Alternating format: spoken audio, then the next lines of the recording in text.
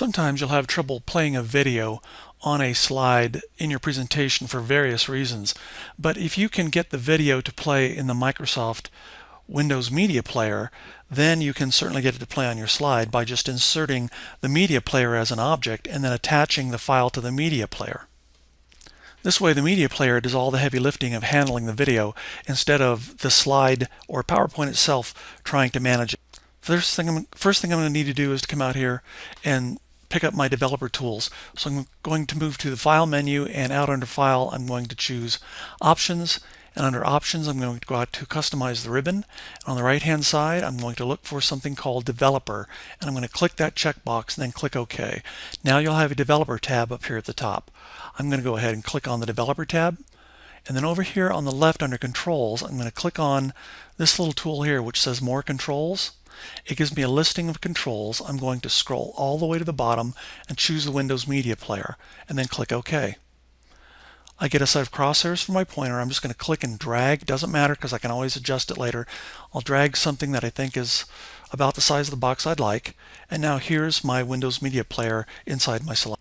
Next, I need to attach my video file to the player.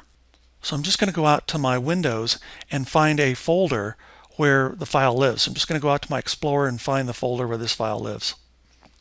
I found my file. What I'm going to do is come up here, point at my file, my WMV file here, and I'm going to hold down my Shift key, right click this, and then come down and choose Copy as Path.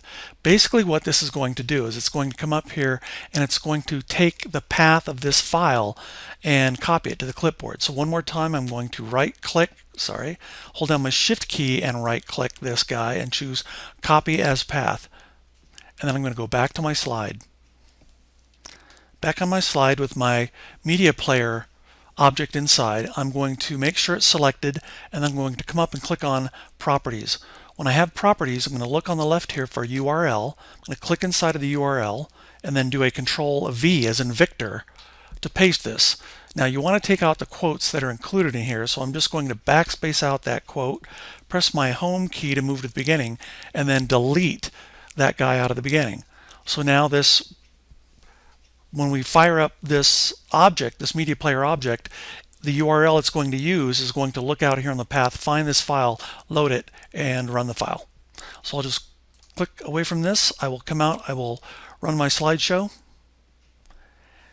And again, after a few seconds, we're going to see this fire up. Looks like it's working just fine.